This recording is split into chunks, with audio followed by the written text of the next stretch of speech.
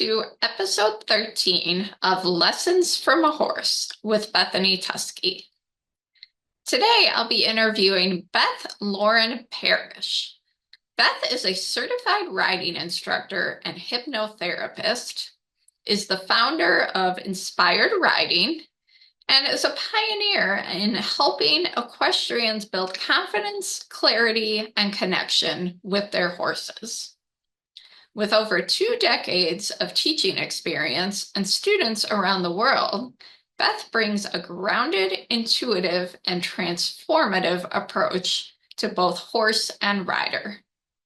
She is certified through CHA as a Level III Instructor in both English and Western disciplines, and is also a certified Rapid Transformational Therapy practitioner. Through more than 100 successful hypnotherapy sessions, she's helped clients break through fear, anxiety, and limiting beliefs, both in the saddle and beyond. Beth is the creator of the Inspired Riding Focus app, the Brave in the Saddle program, and a growing collection of courses, meditations, and mindset tools designed to support equestrians at every level. She is also the author of the inspirational book, Your Horse Believes in You, which encourages riders to deepen trust and confidence in their journey. Her work helps riders trust themselves, stay present, and approach each ride with compassion, confidence, and purpose.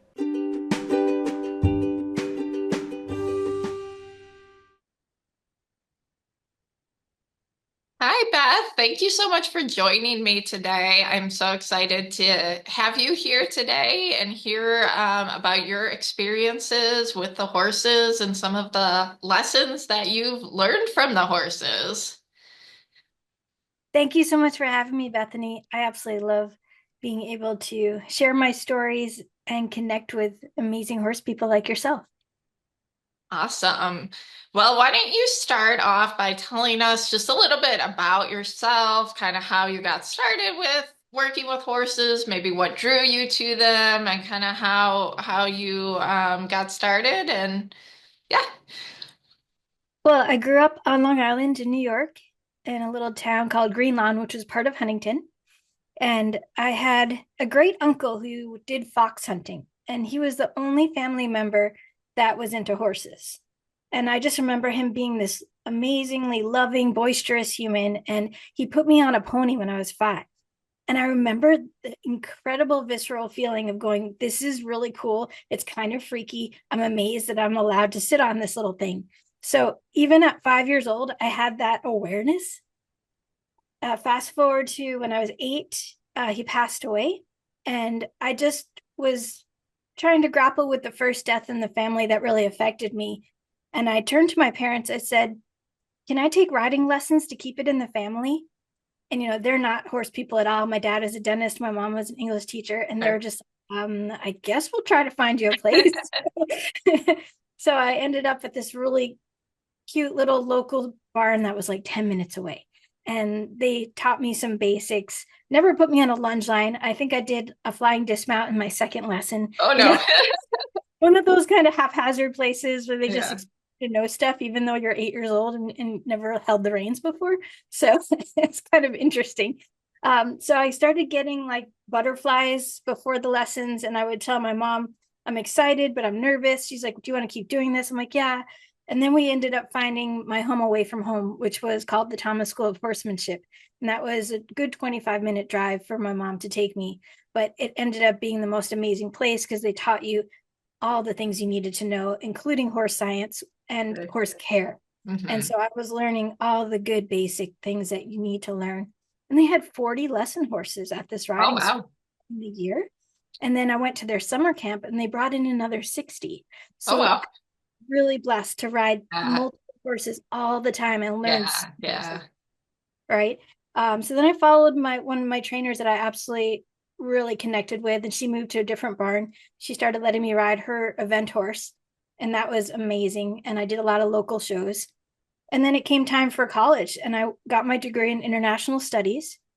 I was able to clean stalls to keep going for riding lessons wherever I was in college. And then by the time I graduated, I really thought I was going to work for the UN. I got my degree in international studies, or, any of the international organizations. I had gotten the privilege to go study abroad in Switzerland, and absolutely loved learning about different cultures and connecting with people that way. But when I got out of school, I just thought maybe I'll just take the summer off and maybe perhaps try something different. And I looked, and there was an ad looking for riding instructors at a summer camp up in Maine. And they said, no experience necessary. Riding is important, but we can teach you how to teach. And I was like, wow, this sounds really interesting. And I got bitten by the teaching bug. As I got there, I was like, oh my gosh. So the first few weeks, I was teaching beginners all the basics. By the end of the summer, I was teaching beginning jumping. And I Awesome. was like, okay, this is what I want to do. Yeah, yeah. No going back. And what was so interesting is I was very shy and I Mm, was very quiet. And I still am always being told I'm very quiet when I teach, mm, but I'm mhm. not very purposeful that way. I'm not one of those screaming trainers, Yeah, yeah, yeah, sure. But there was a moment where I think we were having some kind of fun event for like the riding part of the camp, and they needed to hear us. So someone handed me the megaphone. I'm like, why are you handing me the megaphone? But I tell you what, something shifted. As soon as I started using it, I was like, I put my big curl pants on and I'm like, all right, y'all are gonna do this. Yeah, that's awesome. I love that. And I can kind of relate to that too, because I'm pretty shy and introverted as well. But yeah, when you're teaching, you kind of have to step outside of yourself a little bit and find that confidence for the horses and for your students. So I know it's been empowering for me, and it sounds like it's been pretty empowering for you too. Absolutely. So yeah, I always kind of joke like that was my pivotal moment of really stepping into what I wanted to do.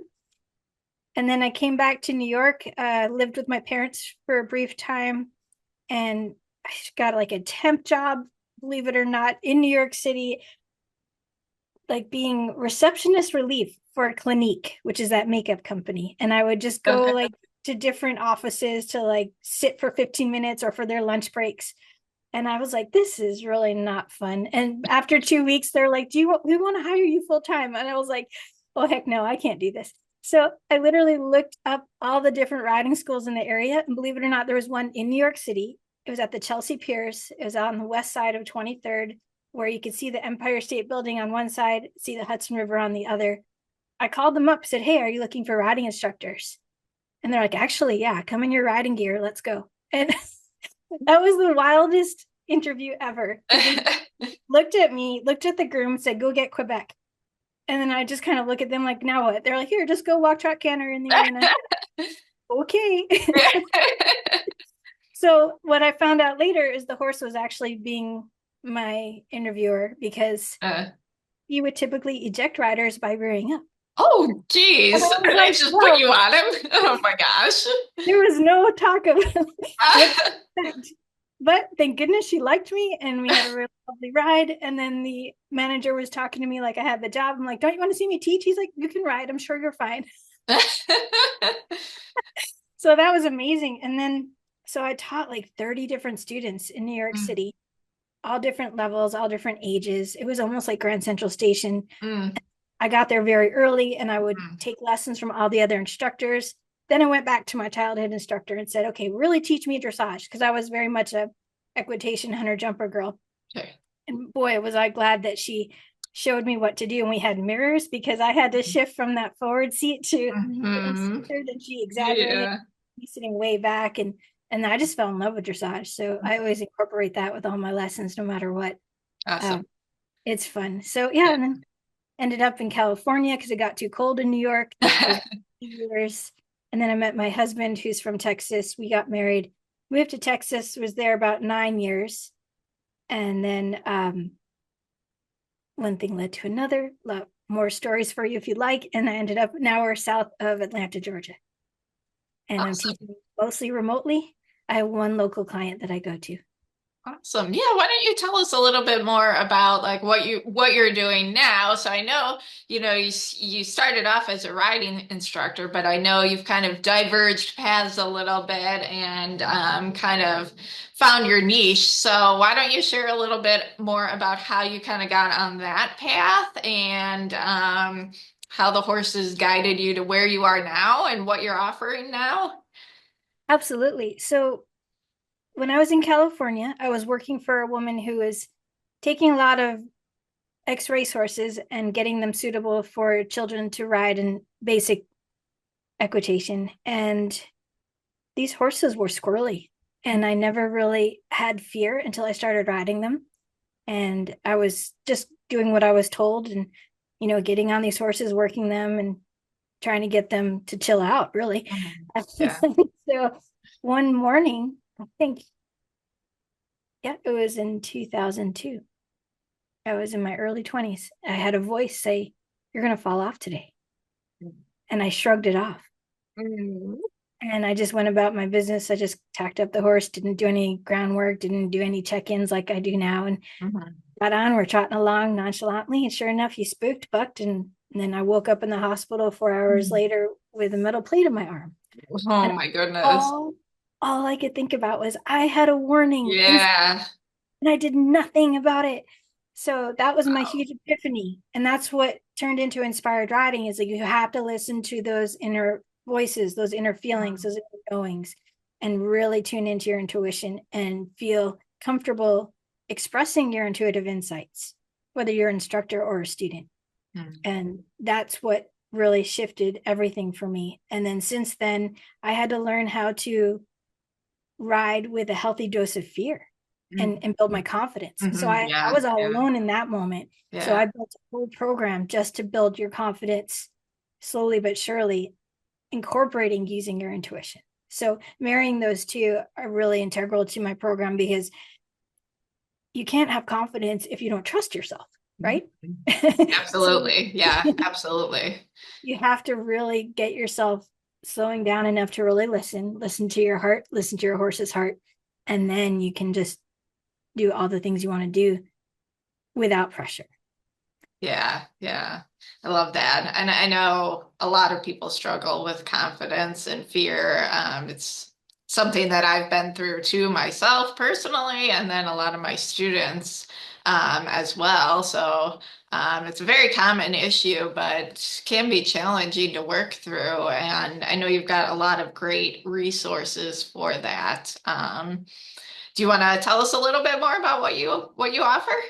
Absolutely. So the next part on my journey was, making sure all of my students felt comfortable to tell me how they felt, right? So it Yeah. almost became a therapy session in itself, which is sort of what was evolving anyhow. And then I would start working with clients remotely when I moved to Atlanta because I had a fall where I was riding my horse Indy and he was doing really well. This was a ultra sensitive horse that if you breathe funny, he would make a funny noise. Like you just had to be in the pocket with your focus the Mhm. entire time. We were having a great ride, and my husband was there, thank goodness. And I looked at him and I looked at Indy and I said, I think I want to do just a little bit more. And Indy started doing his little head turn like the Reds do, and tiny bit of grinding his teeth, like, can we be done? I was like, Mhm. come on, Indy. I was like encouraging him. We got this. And we were trotting around, and sure enough, he spooked. And I remember going head first, and all I said to myself was feet, feet, feet. And I was able to negotiate to land on my feet, but then my legs slid under and I tore my knee, the MCL and ACL of my. Oh gosh. So I just sat there and I went, I did not listen to him. I did not listen to myself. And Yeah. I just knew things had to change. So in that moment, we were in Texas. I was like, I think we're going to need to move to Atlanta, Georgia, where my husband could get more work because he's in the stunt Okay. industry, Mm. movie and television, and they were filming a lot more. Mm. So we decided to move there while I was recovering. Of course, I had surgery after that. And I was doing pretty well with my PT. And then I was also working on creating online courses because I wanted to continue sharing my Sure. knowledge and Yeah. helping Yeah. people, right? So Absolutely. I was getting a little caught up in all the business part of it. And I was very much in my head and not coming back to my intuition and my heart. And in that moment, I slipped and I fell and broke my femur. Oh my I, gosh. I slipped on a dog bone in the house that I didn't see. Oh no. It was on the same leg that I had just had surgery on the knee Oh like my gosh. 6 months prior. And I was almost ready to start riding again. So that got delayed. So that was a huge wake up call. And I will never wish that kind of pain on anyone. That was the worst ever. So I was very much feeling sorry for myself and yet still determined to keep going. I know the Mel Robbins 5 second rule. I listened to that while I was in PT for my leg because it really helped motivate me. And her whole thing is if you're thinking of doing something, count backwards 5, 4, 3, 2, 1, and then just go do it. Like don't let Okay. any other thoughts get in your way. And Okay. there's Okay. scientific backing to that, which is awesome. Yeah. Okay. So I was observing how that affected me, how I started listening to the Calm app. All the meditations were helping with my healing. And then I started going into more of the Mind Valley platform where they have wonderful classes for you to take online to help you with self improvement. And I took one with Marissa Peer, and she is a phenomenal award winning therapist. And she developed a program called Rapid Transformational Therapy. And it's a combination of all different therapies that include hypnotherapy. And I fell in love with the method. It works so well. Mm. And sure enough, I saw someone in my group was struggling with confidence, and she said she was doing regular hypnotherapy. And I was like, it kind of just like lit up in me. I said, oh, maybe I should work on learning how to do this to help my clients even more. And I went through the whole program. It was supposed to take you between 6 and 12 months. I just ate it up and did it in 7 months. Oh wow. and, and that was back in 2022. And so now I've been doing hypnotherapy sessions online, and they're so effective that I had a client who hadn't been riding in like 8 months because of her fears. Mm. After that one session, the next day she went out and rode her mare bareback. Oh, wow. And I was like, That's yes, amazing. working. Wow. And that's just one example. I mean, there's so Mhm. many. So I've gotten really, really jazzed up about this type of help for my clients, and not just horse people. I work with people who have just regular anxiety and, Sure. people afraid of driving, like Mhm. whatever it is that Sure. is Sure. blocking you, Yeah. I Yeah. can help with that. And so now I combine teaching riding online, my local client, working with my hypnotherapy clients, hanging out with my husband and dogs and horses here and riding and playing golf once in a while. So it's like, and then I have this insatiable desire to keep creating and keep learning. Yeah. Of Yeah. I course, love I have that. lots of other programs, and we have like an online show we're doing now, and I've written books, and it's just, it feels so delicious to be able to offer all these things and continue doing it. So, I yeah. love that. That's awesome. Yeah, you've had quite the journey. Uh, Yes. And yeah. those were only three of the surgeries I mentioned. I also had some Oh, internal stuff. oh So my gosh. I've had, Wow. I've had You five have surgeries overcome a total. lot. Yeah, and each time I had to use my own methods to build up my confidence to ride again. Sure. Yeah. Yeah. Yeah. Yeah. Awesome. So what have in your crazy journey, what have horses taught you that has affected your life outside of riding? And you kind of touched on that a little bit, but how has learning to be more confident and overcoming your fears affected your life outside of riding? Well, with that first fall, it was always listen to your intuition, Hmm. right? So that can Yeah, ripple out to everything. So absolutely. when it comes time to, are we going to move to this place or not? I would tune in and say, okay, how does this feel to me? You know, Sure. simply just place a hand on your heart, breathe, Yeah, and then ask your inner guidance. And yeah. it can be as simple as that, I right? love that. Thank you. And so, listening to your intuition is one of the biggest lessons from the horses. The other one is to slow down. I Mhm. am, Yeah. from New York, and Yeah, yeah. just to tell you, like I was pretty much a fast mover in New York, and I called it the New York City walk. It Yeah. was I would get off the train to go see my sister at her apartment, And because I was so little and I felt a little vulnerable, I practiced doing this super fast walk. So even if someone tried to mug me, they couldn't catch me. Yeah, sure. So I was literally like vibrating so high and Yeah, fast. yeah, yeah, It was like the flash. You'd not even see me, right? So you bring that energy to a horse, they're yeah. gonna like a kite, right? Yeah, yeah, So, and I was always joked with that I had a hot seat. Like I would just like amp up the horses, like the sure. ones Yeah, yeah, yeah. super Uh-huh. like energy Uh-huh. conservationists. So it taught me to just really slow down. And so the meditations help, Hmm. breathing techniques help.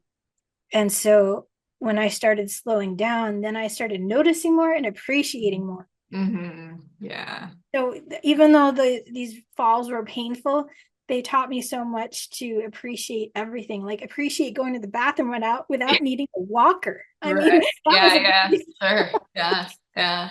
yeah, All those that was things a we take long for jump. granted. Exactly. So that was a huge thing. And then, of course, having that confidence to basically change careers. I mean, I was a Yeah. full-time instructor teaching, 6 to 8 hours a day out there Hmm. getting super dirty, and Hmm. then coming in and just working through a computer was a huge shift. And then Yeah. taking that initiative to then become a certified hypnotherapist, it scared me at first. I was like, what am I doing, girl? You know, but and then those first few classes, I really thought I was in over my head. The very first session I did, practice session with another student, I felt like I totally bombed. But the cool part was, as soon as I understood what I did wrong, I went and studied even more. And then the Mm-hmm. very next session I did with another student, her eyes got so big. She goes, that was the best one I've done with a Oh, student. wow. Well, So it really helped me that's flip things. awesome. Yeah. Yeah. That's And awesome. I just love your determination to keep going. You've had so many setbacks and some people maybe would have given up at some point in time, but you've got that drive and that determination and that eagerness to learn and improve yourself. And that's awesome. It's very inspiring. thank you so much. That's my goal, is to remind people, no matter what you've been through, no matter what you're going through right now, you're going to get through it. And you just have to look for any little moment that can help change your energy. Mm. Even if it's just going to pet your dog for a second and take some deep breaths, that's going to help you start to shift. Mhm. I Yeah. have this little method where if I'm feeling down, I get my two dogs in front of me and I pretend that they're records and I'm doing a source energy dispatch. Yeah. I make the little noises, and, and I pretend I'm doing like this really great remix of energy flowing between the three of us and creating a lot of fun. So it's like little things like that you can do throughout Yeah, the day sure. to help you. And just staring at your horses outside, that's a huge blessing. Yeah, So I just do that, absolutely. and that helps shift things too. Absolutely. Yeah. Awesome. All right. Well, you've talked about this a little bit already, but maybe you want to go into in more depth, or maybe you have some other stories you'd like to share. But have there been any struggles or triumphs in your journey that you'd like to share with us, or talk a little bit more about how those have affected your journey or what you've learned from the horses? I think talking about Indy for sure, he was my most challenging horse ever. And he's still out here with me, and he's retired now and gets to hang out and do a funny face and a little bit of Spanish walk. And he was really into it yesterday. It was so cute.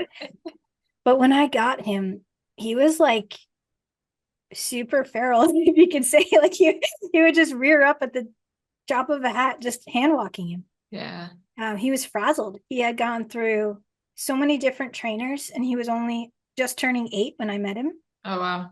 He had been to an event barn, a dressage barn, and he started out at the racetrack, but he flunked out of racing apparently. Mm. And then because he didn't want to run, which I understand. And Yeah. then he was also at Monty Roberts' place for a short time. Mm. So Wow. he was through all those different Yeah. places. And it was like he was really talented in his body. So I think they were really over facing him. Sure. So Yeah. by the time I got to him, his owner he knew he was going to be leaving the planet from cancer, and he just was trying to find a good home for him, right? And he had been watching me over the fence. It was kind of like Home Improvement, where you could see his hat in his head while I was working another horse and riding around in the round pen or teaching. And he just kept watching me for a while until we started talking and having really long, deep conversations. He was like an extra dad to me. And he was finally like, I think this horse needs to be yours, Beth. And I was kind of hesitant, but I worked with him a little bit. And when I rode him, it was like I said, you could breathe funny and he'd go, like he would just get really freaked out again. I'm like, it's okay. So I had to be his safe space by really being really super steady. So fast forward to he was mine and I was working with him with another trainer.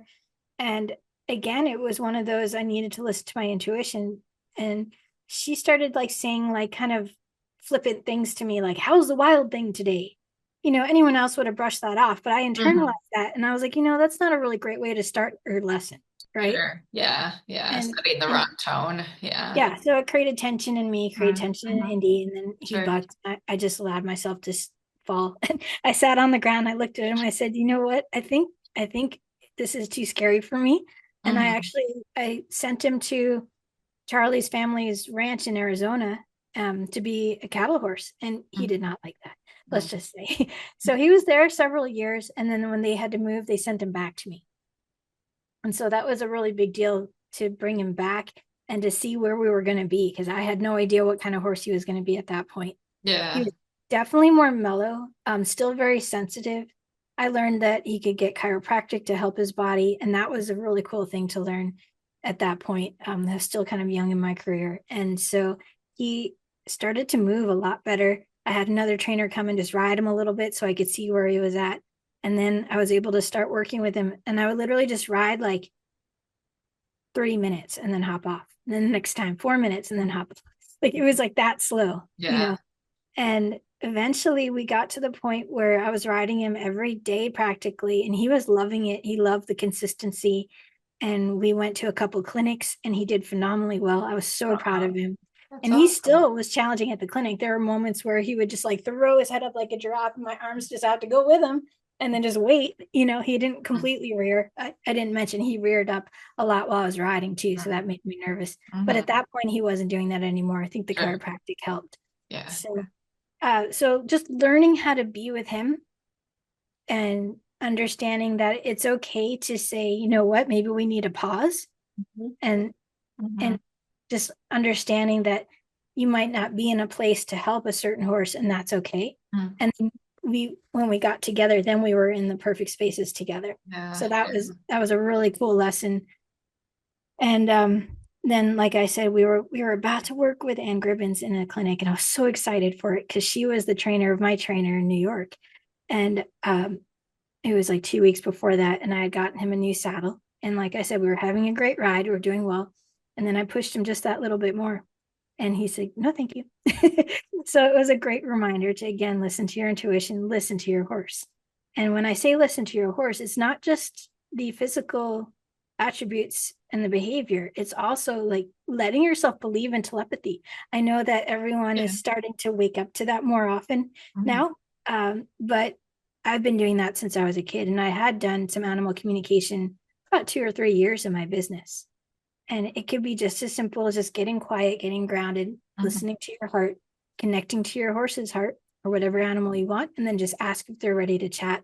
And just some people get images, some people get words, some people get feelings, some people get a combination, some Mm-hmm. people get a song.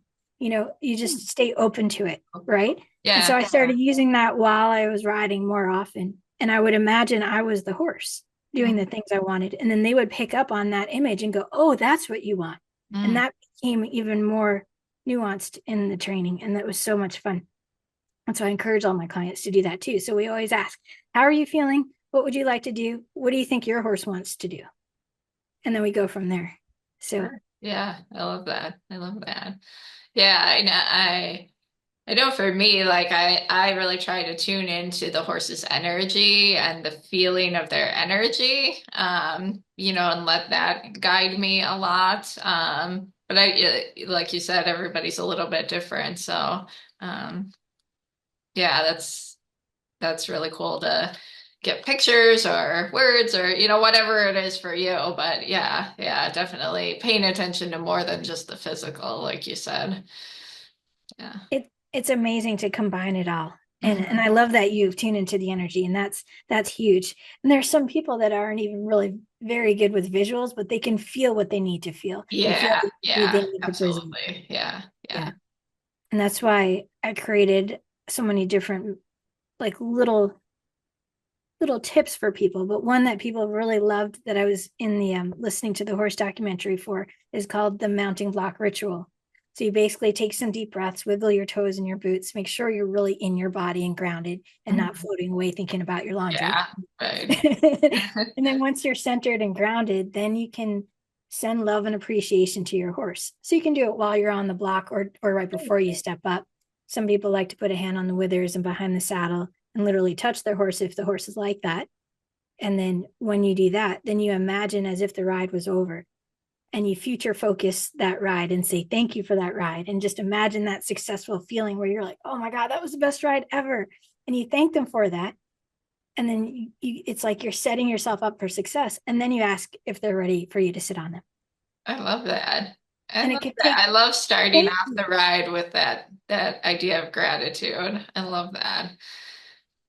thank you yeah. And so many people in my group have been doing that, and it makes the world of difference. Just Yeah. it could take like literally 10 seconds. It doesn't Yeah, have to yeah, take very sure. long. Uh-huh. Yeah. Yeah. Yeah, I think, so many times, well, first of all, like you said, a lot of times we're not even in our bodies, right?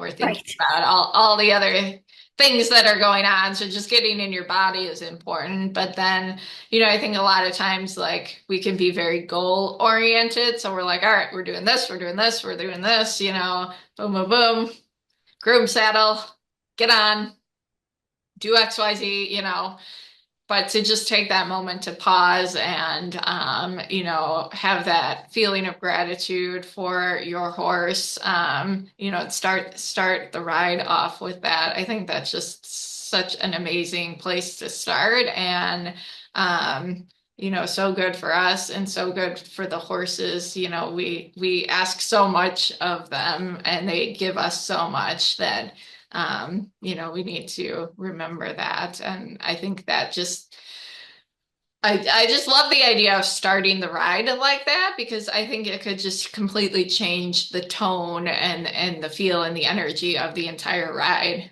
So yeah, I love that.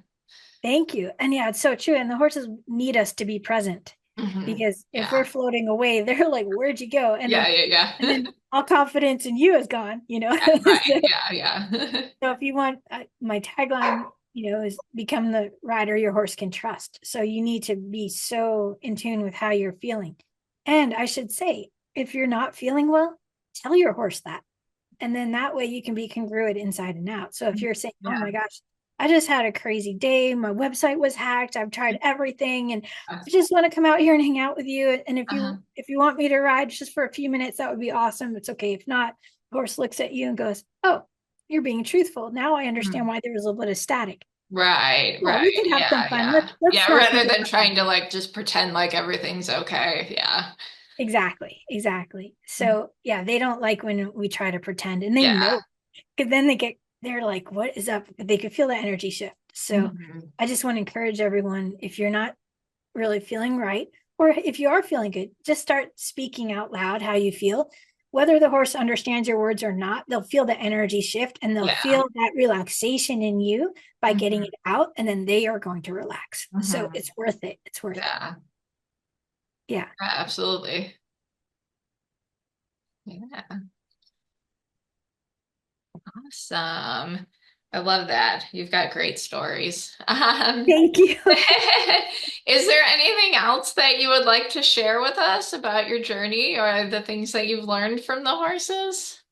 Oh yeah, I think it would be cool to share about my current pony. His name is Yeah, Pepper. sure. Yeah, yeah. And so when I first got him, I should tell you about our first date. So when I arrived, okay, he's 13'1", I'm 5 feet. I just wanted to say that out loud. So he was used to having a lot of little kids ride him. He was in a Sure. lesson program. And then the owners decided I guess the lesson program didn't use him anymore or closed.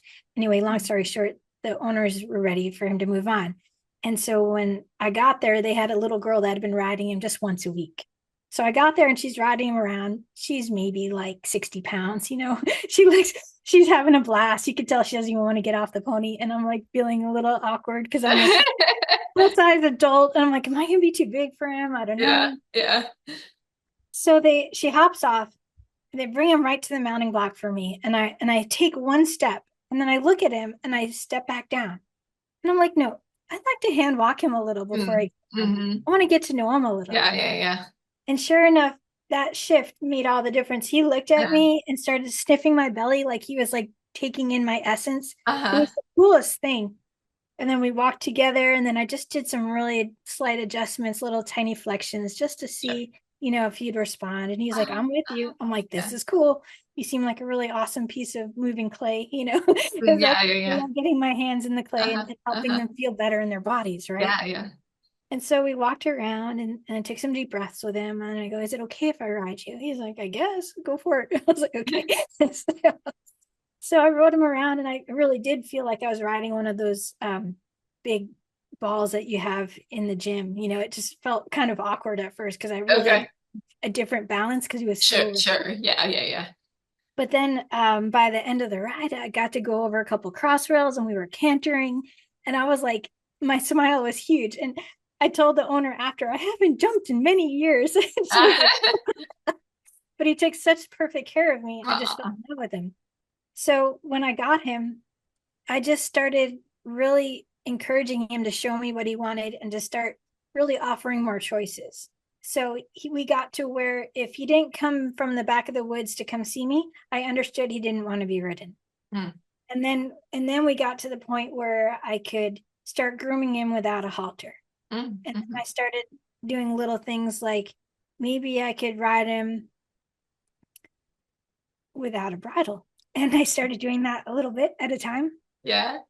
And that was really cool. And at one point, I took him through the woods with just the neck rope and he jumped over a log and we started heading towards a tree at high speed. And I just went, whoa. And he stopped perfect. I was like, oh, Aw. thank goodness. Yeah, yeah. I was like, that was a little risky, Beth. That was my first time jumping bridleless, but he just went for Yeah. it. And I could feel the sheer joy and excitement in him that I was trusting him. He was trusting me.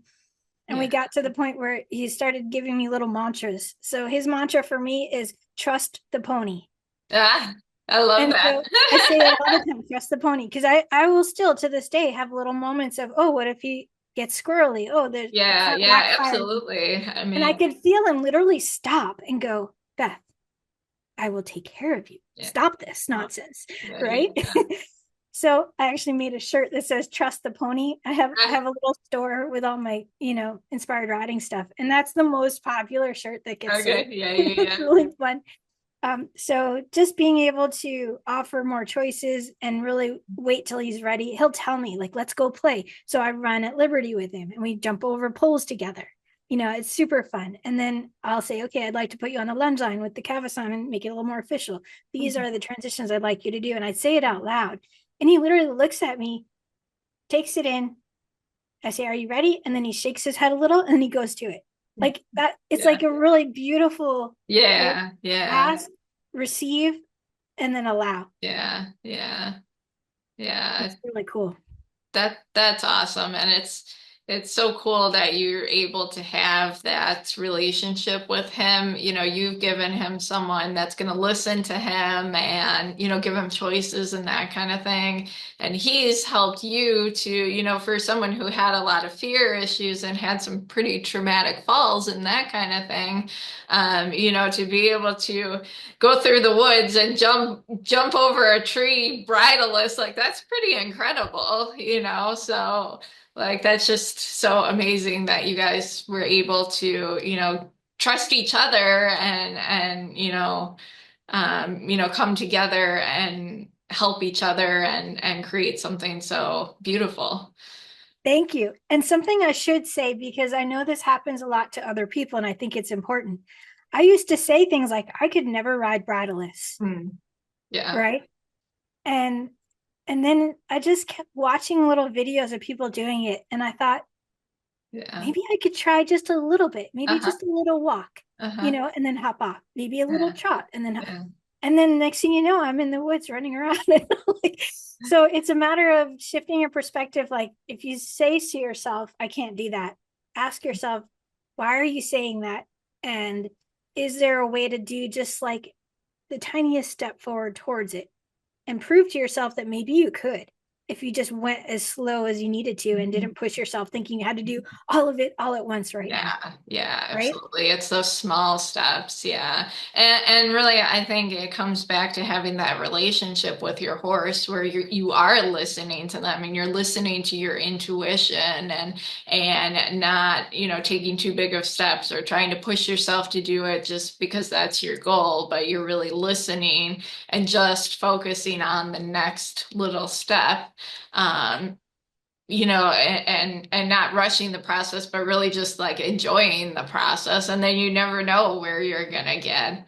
I've got my gelding who was pretty explosive when I got him, and it took a long time to work through his issues. But I was actually able to start riding him bridleless a little bit too. So, which is like totally crazy. And like, looking back, I never would have thought that would have been possible. And there's people who like knew him when I first got him, and then like I had someone come back like years later. She hadn't seen him in years, and I let her ride him, and she's like, "Oh my God, I never thought I would ever ride this horse." So yeah, and I mean, yeah, I think you said it perfectly. Like just, take those small steps and you never know where you're gonna end up. Absolutely. I'm so impressed with the resilience of horses and humans when they're Mm, determined mm, to find that flow together. yeah, yeah, yeah. And it's amazing what can transpire when you just slow down and really listen and wait. And that's the Mhm, biggest thing. Like I said, mm. being that New Yorker, that hardwiring of we gotta go, we gotta do this, we gotta do this. Yeah, And yeah. my pony, if I got pushy, he literally just stopped. Like, Yeah, I'm not going. He would yeah. literally stall out for minutes at a time until I took some breaths and went, oh yeah, I should just wait till Yeah, you're ready. yeah, yeah. Yeah. So he's He's like, you basically, figure out your shit, and then oh, sorry, yeah, you figure out your exactly. stuff, and then we'll keep going after that. So he's literally trained me to chill out and Yeah. to wait longer. And that's a big deal in the horse world. So many people think, I asked my horse to do this, they have to do it right now. I'm like, okay. I can see that in emergency situation, of course. I had a Right, moment right, where my yeah, horse almost went off a cliff where I had to like literally hop off and pull him forward because he was stuck in backwards. Right. So yeah, in that moment, yeah, you want the yeah, horse to go yeah, forward. yeah, Right. absolutely. But if you're in a situation where you're building a relationship and you're inviting them to Hmm. do more than they may Hmm. have been wanting to do, which let's say is pretty much 90% of the time, they just want to hang out and eat. Right. Right. So you get to be their encourager, you get to be their really kind athletic coach, Yeah, right? yeah, So you have to invite them. So I literally go, okay, I want to do a figure eight and then we'll be done. Just one. yeah, yeah. And he thinks about it. Okay. Are you ready? I'm still chewing. Okay. I give Mm, him little low sugar, low starch treats, right? mm. And so as soon as he says, okay, I'm ready, he does that little head shake even when I'm riding. And then he goes for it. It's just like, and then I got to hold on because he's ready, Yeah, yeah, yeah. He goes from like 0 to 60. It's hilarious. Not really that fast, but sometimes it feels like that because we've been so chill. And then he's like, I'm Yeah, on yeah, it, go. yeah. But getting to that point took a lot of self-control for me. And so Hmm. I know it's got to be like that for others. So I just want to Hmm. encourage everyone, if you're in that mode where you're a little frustrated, breathe more, wait more, soften more, feel when your horse says the yes. And even if you don't have that telepathic connection, you can feel it in their bodies. You'll feel that little lift, like, okay, we go now, And if you don't get that, assess what's wrong. It could be something in your mind subconsciously holding you back. And that's where my specialty comes in to help you. Or Hmm. it could literally just be your legs are in the death grip and you're going to need to foam roll more in your thighs, Hmm. because they Hmm. feel I can't move. I've got the handbrake on my back, Hmm. right? It could be anything, or it could be saddle, it could be pain, Sure, all of sure. it, Yeah, yeah, yeah. right? But the key is if you wait a little longer after you ask, the results are phenomenal. Mhm. It's amazing what they're going to offer you because they don't feel so pushed. They don't want to Mhm. be drilled, you Yeah, know. yeah, Yeah. yeah. So that's my soapbox. Yep. Awesome. I love it. Cool. He sounds like a lot of fun. And He's I'm 5 foot too, so I can totally relate to riding the little ponies. That's awesome. That's Yeah. awesome. Yeah, he's a blast. And it's funny because I work with another one of my clients who now has become a co-creator with me. We do clinics together, and she's an animal communicator. And so whenever I'm a little stumped, I'm like, "Hey, can you ask Pepper this?" Uh-huh. And so he actually told us his show name they used in the lesson program was Pep in My Step, Mm. which was very cute, but he didn't really like it. He wanted to Okay. be called Pepper the Real Deal Pony because he is the real deal. That's Yeah, what yeah, he. I love it. So I always kind of announce him when we're walking back from the trail, or like, Pepper the Real Deal Pony took care of me on the trail, and he's like, "Yes, I did." Yeah, He's yeah, so yeah. proud of himself. Aw. So So yeah, we have a blast together. And he pushes Indy around, and he told us that he keeps Indy in shape by pushing him around. Yeah, And Indy's gonna be 27 in 3 days, sure. and you would Yeah, never know. He looks great. So yeah, that's yeah. awesome. Awesome. Cool. So yep, we have a lot of fun. Aw. Okay, well, I've got a few final questions for you, and these are going to be just kind of quick. Like, just give me the first thing that comes off the top of your head. I know I didn't prepare Cool. you for these, so it's just kind of your first initial thoughts. So, what is one thing you've learned recently? Can be about anything: horses, life, weird facts. I've learned that if you're offering a service and has true solutions, you don't necessarily have to be liked. Oh, that's good. That was pretty profound. And that just Mm, happened this weekend. I was watching a webinar. I'm mm, interested in doing some services for corporate. And she okay. said, you just walk in there and you give them solutions, and you don't have to care about how they feel about you. You want them Mm, to just know that you are the right solution. You mm, get results. mm, And I think that's a really key point, especially with people a lot on social media is, mhm. they do their song and dance to try to be liked all the time. So Right, right. we just want to know that you have the right solutions for us. Yeah, Yes, yeah. empathy is important, of course, Uh-huh. especially in my line of work, but Yeah, yeah, yeah. overall, just knowing that you're more focused on the results rather than Sure. focused on being liked. It's not a popularity contest. Right, I sure. think that's a huge thing. And it kind of like woke me up this weekend. Like, you mean I can be how I want to be? Of course I Yeah, can. Like, I yeah. knew that internally, but just like it was almost like she was giving us permission to just Mhm. go all out and own Yeah, our power more. yeah, yeah.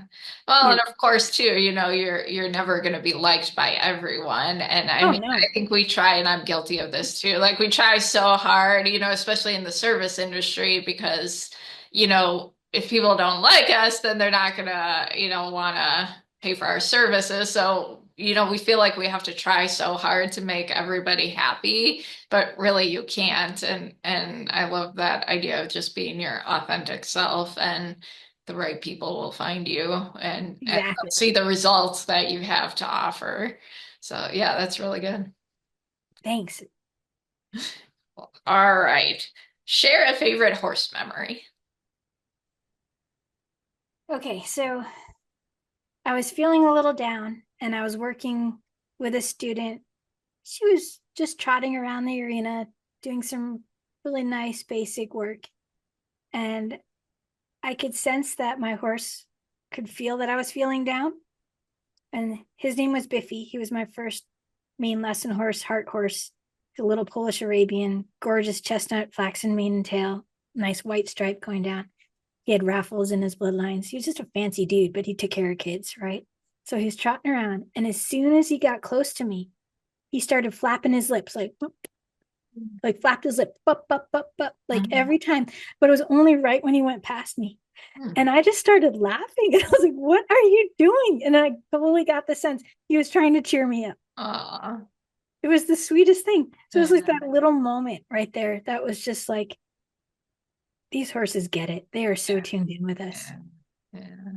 Yeah. It's really cool.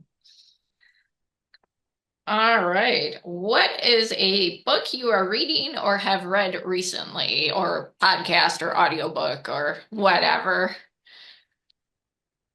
Actually working through like three or four because that's just how Yeah, yeah. let's see. So I'm currently listening on Audible. I'm almost done with the Let Them theory by Mel Robbins. Okay, yeah. You know, and I've heard of it. I haven't read it it's phenomenal. She's wonderful. And of course, I'm mostly listening to it so I could help, of course, more of my clients yet. with the situations that she's bringing up. Hmm. I'm really grateful to know that I know a lot of these methods already. And I feel a lot of it comes from the Four Agreements. If you haven't heard Okay. of that book, Hmm. I that's have. one of Yeah. my favorites. It's the one that Mhm. I recommend to everyone. And one of the main things is not taking things personally. Yeah. Everyone's going through stuff. So you got to let them do their stuff, right? So that's her main thing is let them do it.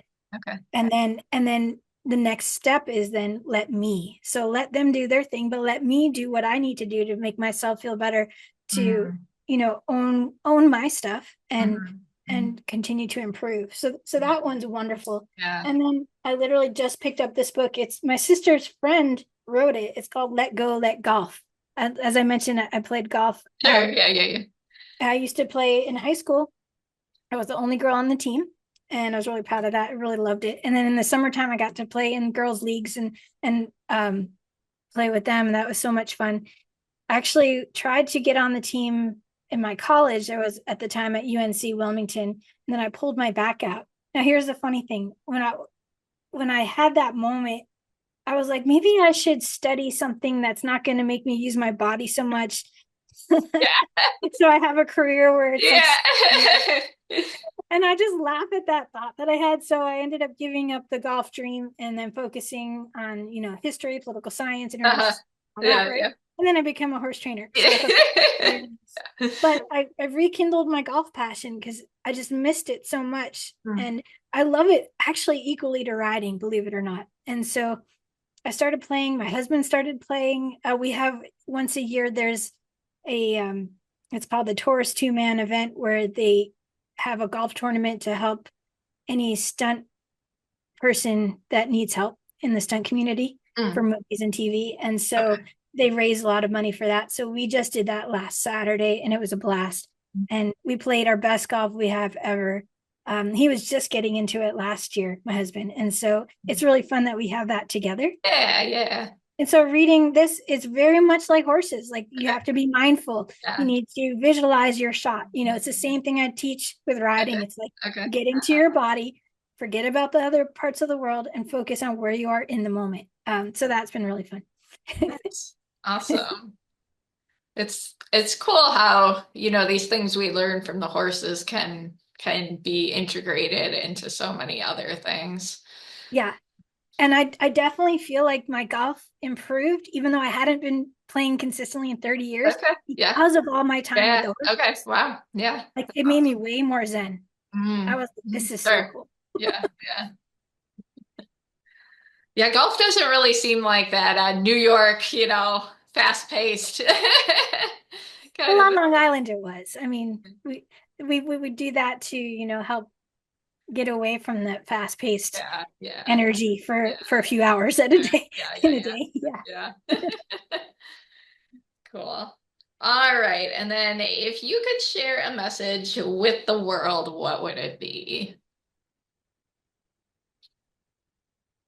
Trust your intuition, listen to your horse, and believe in yourself always. Yeah. Yeah. Love that. Yeah. Awesome. Awesome. Well, it's been wonderful chatting with you. Where can our listeners connect with you if they're interested in learning more about you and what you do and that kind of thing? Thank you so much, Bethany. I loved it. Well, they can find me on my website, inspired inspiredriding.com. And then all of the social handles are the same at Inspired Riding. Awesome. And they can email me or reach out on Facebook or Instagram. I'm also on YouTube, so it's all there. And I'd be happy to connect. And we have a Facebook group with about 1,700 people in there. That's free to join, and they can join that community and learn more and hopefully dive into some of the really fun things, especially the meditations. That's a low cost way to get into the feeling of being an inspired rider.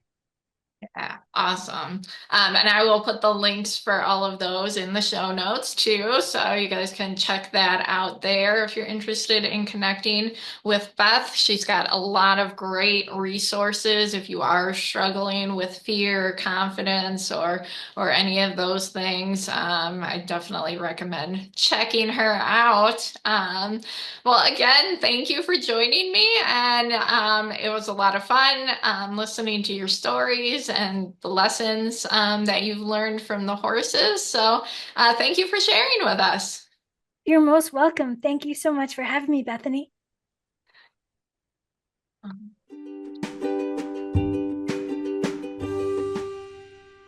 I hope you've enjoyed this episode of Lessons from a Horse. If you're interested in connecting with Beth or learning more about the variety of different programs that she offers, you can check out her website, inspiredriding.com, or you can connect with her on Facebook or Instagram at Inspired Riding. And if you're interested in signing up for any of her programs, you can use coupon code Bethany, BETHANY, to get a 10% discount on any of her online courses or programs that she offers. So make sure to check that out. She's got a lot of really cool offerings. You can find all of the episodes for our podcast on our website, tuskydressage.com, or wherever you listen to your podcasts. Be sure to give us a like and a follow so that you can see all of the new episodes that we will be posting. Thanks for listening and enjoy your journey with your horse.